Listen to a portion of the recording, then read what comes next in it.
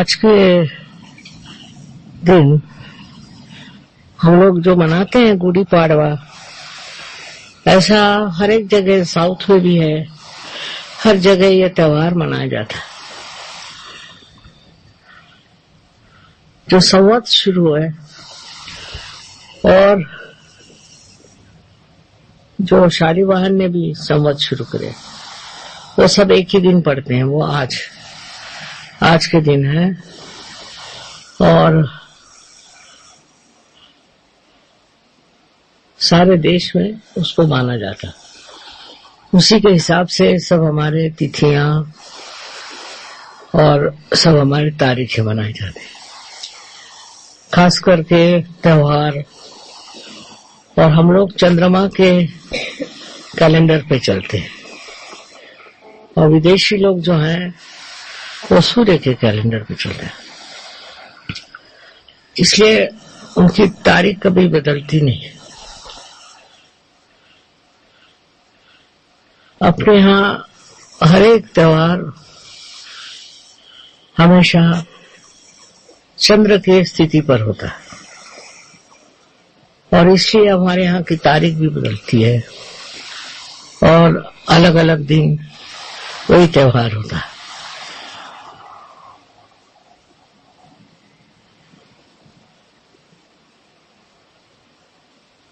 इस प्रकार चंद्रमा का जो हम लोग बहुत मान करते हैं और उसके अनुसार जो हम अपनी सब तिथियां मानते हैं, उसका कारण ये है कि चंद्रमा का असर मनुष्य पे ज्यादा होता है, सूर्य का नहीं होता। और चंद्रमा के साथ जो और ग्रह है, उनका भी असर मनुष्य पे होता है। इसलिए चंद्रमा को ही हम लोग मानते हैं और उसी के अनुसार हम अपने जो भी त्योहार हैं या जो भी तिथियां हैं वो मानते हैं।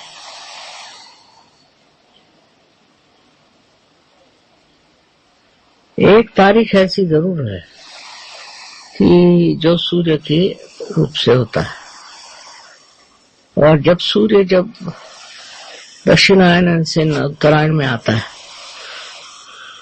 अब जो है चंद्रमा के हिसाब से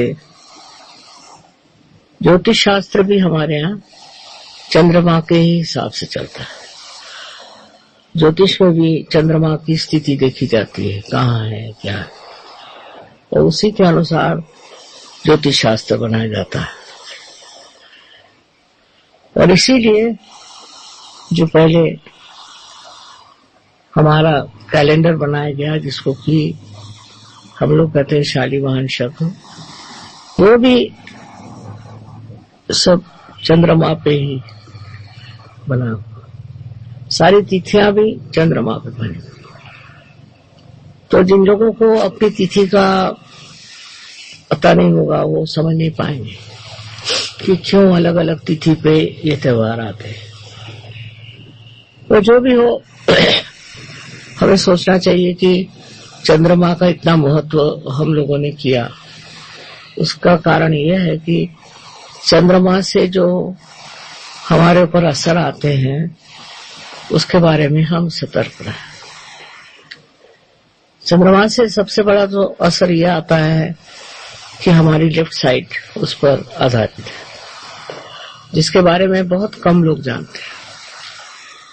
और ये जो लेफ्ट साइड हमारे अंदर आ गई है, जिसका कि बड़ा विशेष रूप से हम लोगों ने जतन किया हुआ है, इस देश में माना हुआ है, इसकी वजह यह है कि इसके परिणाम हमारे ऊपर हम मानसिक, लेफ्ट साइड में जो असर आते हैं वो मानसिक है और बौद्धिक नहीं है, मानसिक है। और वो उसको हम कंट्रोल नहीं कर सकते।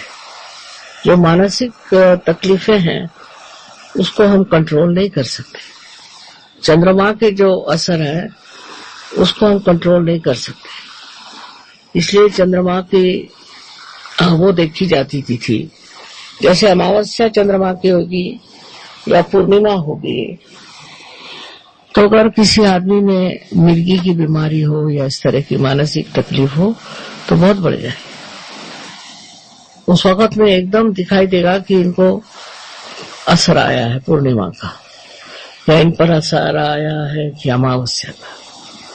इसलिए हम लोग इस तरफ बहुत संवेदनशील है कि चंद्रमा कहाँ है, कौन सी स्थिति में है, क्या है। और इसका कैलकुलेशन हमारे यहाँ इतना बारीक किया हुआ है कि हमारे यहाँ ग्रहण कब लगेंगे और ग्रहण की स्थिति क्या रहेगी, वो कब छूटेंगे, इतना ज्यादा हमारे यहाँ उस पर विचार किया गया है और इतना हमारे अंदर उसका ज्ञान है। इससे दिखता है कि अपने देश में चंद्रमा के असर का बहुत ख्याल किया गया, विचार किया गया और उस पर इतना उन्होंने उस पर आधारित इतनी बातें करी हुई। अब ऐसा है कि मॉडर्न टाइम्स में हम लोग आ गए तो सूर्य के ही ऊपर से सब चलता है, पर ये बात सही नहीं है। हमको चंद्रमा की स्थिति जरूर देखनी चाहिए कि आज क्या स्थिति है, कल क्या स्थिति है, आज कौन सा असर आएगा। ये बड़ा गहन विषय है जिसके बारे में जानना चाहिए और अपने देश में इसके ऊपर बड़ा विचार किया गया। अब आज के दिन जो इतना माना जाता है वो नववर्ष है, इसलिए ऑल्सो चंद्रमा के आगमन है, चंद्रमा का आगमन है, इसलिए भी आज का दिन माना जाता है। इस दिन जो गुड़ी पाड़वा कहते हैं जिसको कि एक लोटे के अंदर एक पटाखा लगा के और पटाखे का डंडा वो जो लोटा होता है उसमें लगा देते। अब ये जो लोटा होता है ये रिप्रेजेंट करता है कुंडलिनी और उसपे समर्पित होकर के किया।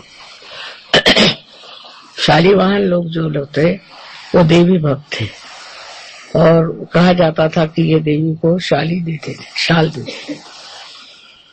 और पर वो 7 वाहन भी कहलाए जाते शुरू में, क्योंकि वो 7 चक्रों को मानते थे, इसलिए उनको शाली वाहन कहते हैं। बाद में बदल गया, पर है 7 वाहन और 7 वाहन से अब शाली वाहन हो गए। और शाली वाहन के प्रतीक को ही बनाते हैं। ये गुड़ी खड़ी करेंगे, गुड़ी माने जिसको कहना चाहिए कि झंडा है, वो प्रतीक रूप। और उसके ऊपर में एक जो लोटा होता है उसका भी एक पर्टिकुलर शेप होता है, उससे होता है। वो भी कुंडलिनी का द्योतक है, तो वो कुंडलिनी के पुजारी थे, कुंडलिनी को मानते थे, इसलिए उन्होंने वो चीज इस तरह की बनाई है।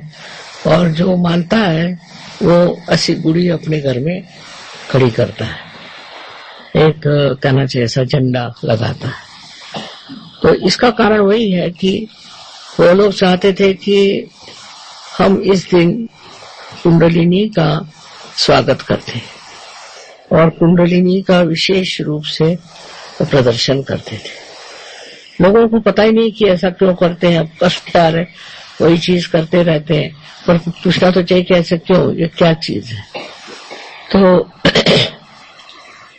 क्योंकि वो 7 वाहन थे, 7 वाहन को मानते थे और कुंडलिनी के रक्षक थे, कुंडलिनी की पूजा करते थे, इसलिए उन्होंने इस तरह से अपना नववर्ष शुरू किया। और नववर्ष में उन्होंने ये द्योतक मतलब ऐसी मनाया कि एक लोटा हो और उसके नीचे ये झंडा, ये गुड़ी लगाई जाए।